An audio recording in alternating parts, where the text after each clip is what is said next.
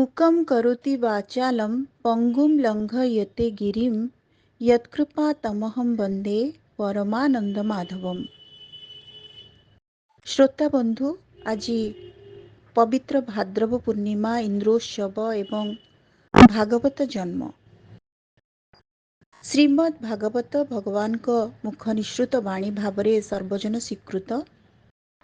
भागवत पाठ कले समस्त पाप ताप दूर होइथाए। भागवतरे भगवानकर लीला रूप धाम और महात्मा आदिर वर्णना रही। भगवान अनेक रूप धारण करी नाना प्रकार लीला करती। भागवत कथा श्रवण रे समस्त प्रकार अशुभ तथा जावतीय दुख बाधा विघ्न दूर होइथाए। महर्षि व्यासदेव कृत श्रीमद् भागवत संस्कृत भाषा रे धर्मोपनिषद मध्य एक सर्वोत्कृष्ट ग्रंथ। यार आध्यात्मिक और काव्यिक मूल्यबोध तथा एथिरे वर्णित साधना भक्ति ज्ञान वैराग्य समाज गठन प्रणाली प्रभृति समग्र विश्व पाई अत्यंत उपादेय। मानवर परम कल्याण निमंते कृष्ण द्वैपायन व्यासदेव उक्त ग्रंथ रचना करथिले। एही दृष्टिरो श्रीमद् भागवत ग्रंथ साक्षात भगवानकर परम मंगलमय मूर्ति बोली कुहा जाइथाए। आज भाद्रव पूर्णिमा तथा भागवत जन्म। पौराणिक कथा अनुसार मृत्यु भयरु राजा परीक्षित उद्धार करने को सुकमुनि तांकु भगवान श्रीकृष्णଙ୍କର जो अमृत आख्यान 7 दिन धरी शुणाई ता हेउछि श्रीमद् भागवत। व्याख्याकार मानक कथन रे एवं लोक परंपरा रे प्रचलित अछि जे राजा परीक्षित सुकमुनि भाद्रव शुक्ल नवमी दिन भगवानकर से अमृत आख्यान शुणाइबा आरंभ करथिले एवं ताहा भाद्रव पूर्णिमा दिन संपूर्ण होइथिला। सेइथिपाई संभवतः भाद्रव पूर्णमी भागवत जन्मर पुण्यतिथि रूपे पालित होई आसुछि। दिने व्यासदेव अन्यमनस्क भावरे बसिथिबा बेले तांको पाखरे पहुंची जाइथिले नारद मुनि। नारद मुनि व्यासदेव मुह को देखि पचारिथिले, तुम मुह देखिले मने होछि तुमे जेमती खूब दुखरे अछ। तुम भली महान ज्ञानी गुणी पंडित ऋषि प्रवरंक पुणी मन दुख काहींकि? वेद पुराण महाभारत भली महान ग्रंथ जी रचना करिसंती तांको ठारो किए महान अछंती?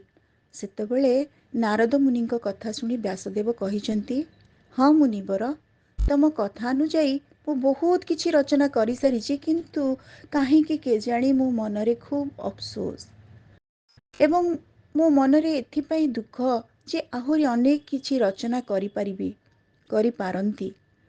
जदिओ मु वेद महाभारत इत्यादि रचना करिछि, किंतु मु चाहूछि एभଳି एक ग्रंथ रचना करिया पई जाहाको साधारण लोक माने पढ़ी पारिबे, बुझी पारिबे एवं कृष्णंकर गुणगान करी सुखरे रहि पारिबे।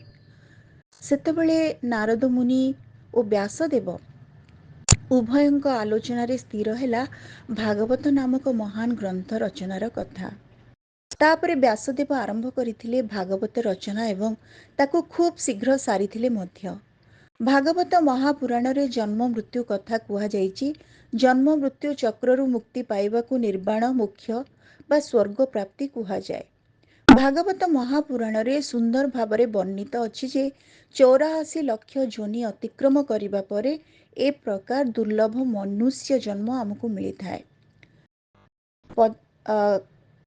आमे जानिछे 9 लक्ष प्रकार जलजीव, 20 लक्ष प्रकार वृक्ष, 11 लक्ष प्रकार कृमि कीट, 10 लक्ष प्रकार पक्षी, 30 लक्ष प्रकार पशु, 4 लक्ष प्रकार मनुष्य जोनि।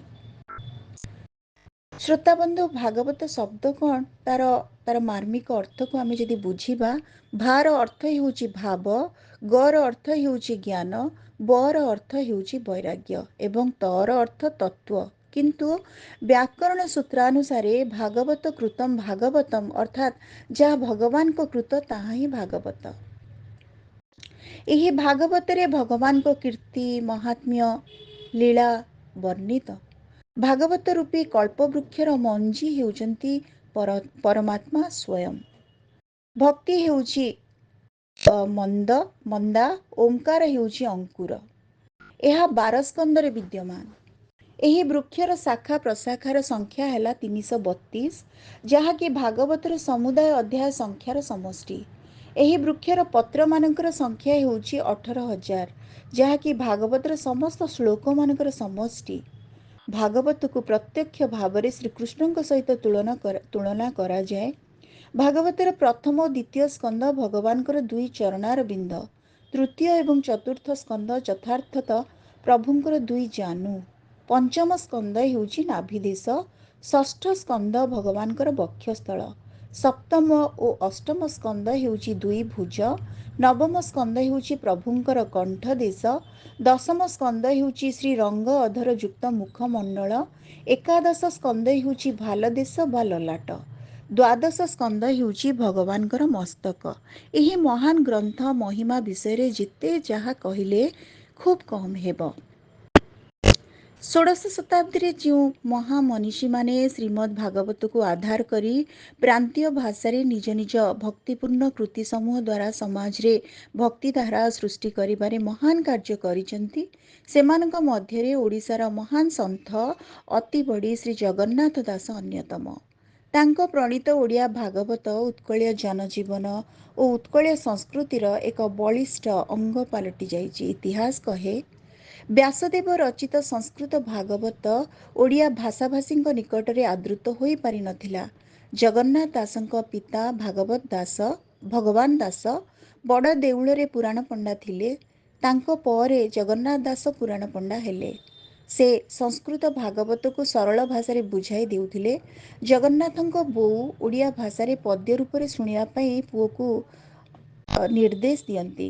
ବିଧବା ମା ବାର୍ଦ୍ଧକ୍ୟର ପୁଣ୍ୟ ସଞ୍ଚୟ ଆଶାରେ କୃଷ୍ଣ ଚରିତ ଶୁଣିବାକୁ ଆଶାୟୀ ହେବାରୁ ଜଗନ୍ନାଥ ଦାସ ନିଜ ଜନ୍ମଦାତ୍ରୀଙ୍କ ଅଭିଳାଷ ପୂର୍ଣ୍ଣ କରିବା ନିମନ୍ତେ ଅଧ୍ୟାୟ ଅଧ୍ୟାୟ ପଦ୍ୟାନୁବାଦ ଶୁଣାଇବାକୁ ଲାଗିଲେ। କୁହାଯାଏ, ଜଗନ୍ନାଥ ଦାସ ଗୋସ୍ୱାମୀ ବଟଗଣେଶଙ୍କ ନିକଟରେ ବସି ସଂସ୍କୃତ ଭାଗବତକୁ ଓଡ଼ିଆ ଭାଷାରେ ନବାକ୍ଷରୀ ବୃତ୍ତରେ ପଦ୍ୟାନୁବାଦ କରିଥିଲେ, ଯାହାକି ଓଡ଼ିଆ ଭାଗବତ ଗ୍ରନ୍ଥର ରୂପ ନେଲା।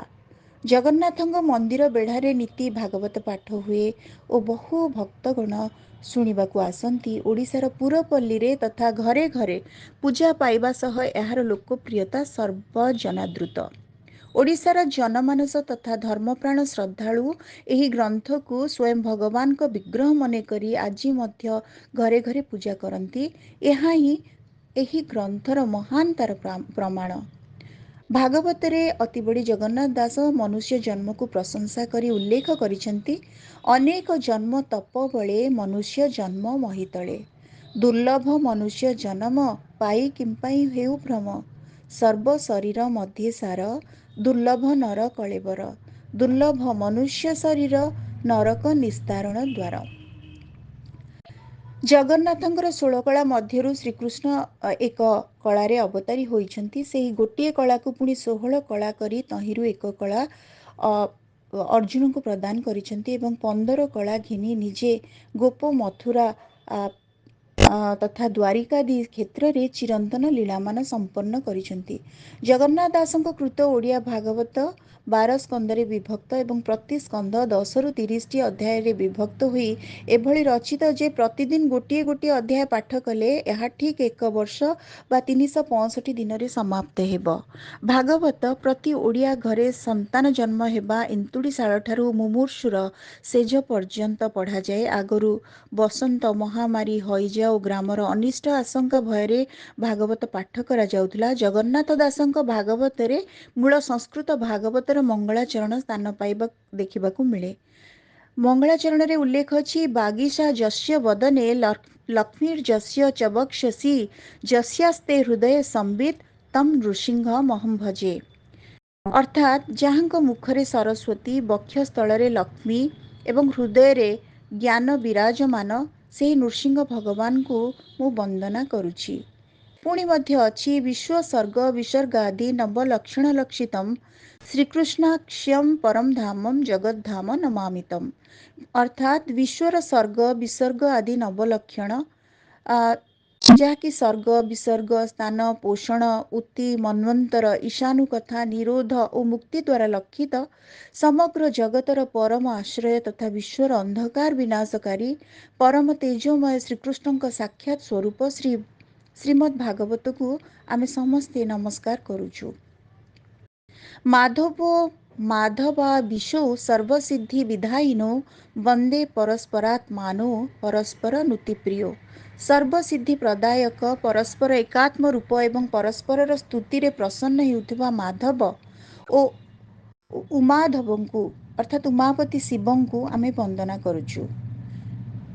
ଏବଂ ଯାହା ମୁଁ ପ୍ରଥମେ ଉଚ୍ଚାରଣ କରିଥିଲି ମୁକମ୍ କରୋତି ବାଚାଲମ୍, ଅର୍ଥାତ୍ ଯାହାଙ୍କ କୃପା ମୁକକୁ ବାଗ୍ମୀ କରିଦେଇପାରେ, ପଙ୍ଗୁକୁ ଗିରି ଲଙ୍ଘନ କରାଇ ଦେଇପାରେ, ସେହି ପରମାନନ୍ଦ ମାଧବଙ୍କୁ ମୁଁ ବନ୍ଦନା କରୁଛି।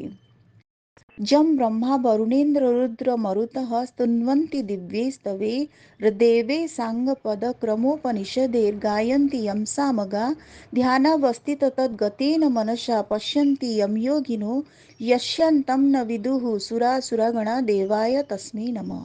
अर्थात ଯାହାଙ୍କୁ ବ୍ରହ୍ମା ବରୁଣ ଇନ୍ଦ୍ର ରୁଦ୍ର ମରୁତ ପ୍ରଭୃତି ଦିବ୍ୟ ସ୍ତୋତ୍ର ଦ୍ୱାରା ସ୍ତୁତି କରନ୍ତି, ଯାହାଙ୍କ ମହିମା ସାମବେଦ ଗାୟନକାରୀମାନେ ପଦକ୍ରମାନୁସାରେ ବେଦ ଉପନିଷଦ ପ୍ରଭୃତି ଦ୍ୱାରା ଗାନ କରନ୍ତି, ଧ୍ୟାନାଭିଭୂତ ମନ ମଧ୍ୟରେ ଯୋଗୀମାନେ ଯାହାଙ୍କୁ ଦର୍ଶନ କରନ୍ତି ଏବଂ ଦେବ ଦାନବଗଣ ଯାହାଙ୍କର ଅନ୍ତ ପାଇପାରନ୍ତି ନାହିଁ, ସେହି ଦେବଙ୍କୁ ମୁଁ ନମସ୍କାର କରୁଛି।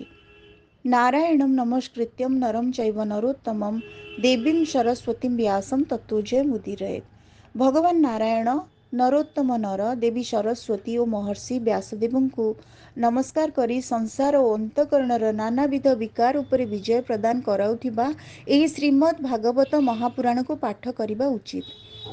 ଗୋବିନ୍ଦ ଗୋବିନ୍ଦ ଗୋବିନ୍ଦ ପଦୁ ଗଳୁଛି ମକରନ୍ଦ, ସେ ମକରନ୍ଦ ପାନ କରି ହେଳେ ତରିଲେ ବ୍ରଜନାରୀ, ସେ ବ୍ରଜ ନାରୀଙ୍କ ପୟରେ ମୋ ମନ ରହୁ ନିରନ୍ତରେ, ମନ ମୁଁ ନିରନ୍ତରେ ରହୁ, हा କୃଷ୍ଣ ଭୁଲି ଜୀବ ଯାଉ। ଭାଗବତ ବାଣୀ, ଯାହାକି ଅତିବଡ଼ି ଜଗନ୍ନାଥ ଦାସଙ୍କ ଦ୍ୱାରା ରଚିତ। ଭାଗବତ ପାଠ ଓ ଅନ୍ୟ ପୁରାଣ ଶାସ୍ତ୍ର ଚର୍ଚ୍ଚା ଲୋକଙ୍କର ଚେତନାର ବିକାଶ କରିବା ପାଇଁ ଜୀବନକୁ ଆନନ୍ଦ ଓ ଶାନ୍ତିରେ ଅତିବାହିତ କରିବାର ଅନେକ ବାଟ ବତାଇଥାଏ। ଅବଶ୍ୟ ଏବେ ଆଧୁନିକତାର ସଂସ୍ପର୍ଶରେ ଆମର ନିଜର ସଂସ୍କୃତି ଓ ପରମ୍ପରାଠୁ ଆମେ କ୍ରମଶଃ ଦୂରଉଛେ, କିନ୍ତୁ ଆଜି ମଧ୍ୟ ସେହି ମହାନ ତଥା ପବିତ୍ର ଗ୍ରନ୍ଥର ଜନ୍ମଦିନ ଭାବରେ ଓଡ଼ିଆ ପୁରପଲ୍ଲୀରେ ଭାଗବତ ଜନ୍ମ ଅତ୍ୟନ୍ତ ମାତ୍ରାରେ ପ୍ରଚଳିତ ଏବଂ ପୂଜ୍ୟ।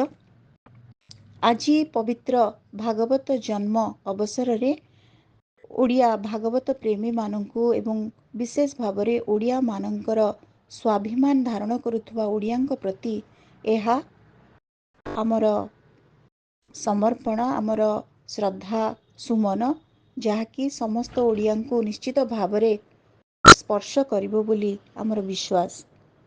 ଶ୍ରୋତାବନ୍ଧୁ, ଆଜିର ଅଡ଼ିଓଟି ଆପଣମାନଙ୍କୁ କେମିତି ଲାଗିଲା? ଆପଣମାନଙ୍କର ମତାମତ ଅପେକ୍ଷାରେ ଆମେ ରହିଲୁ।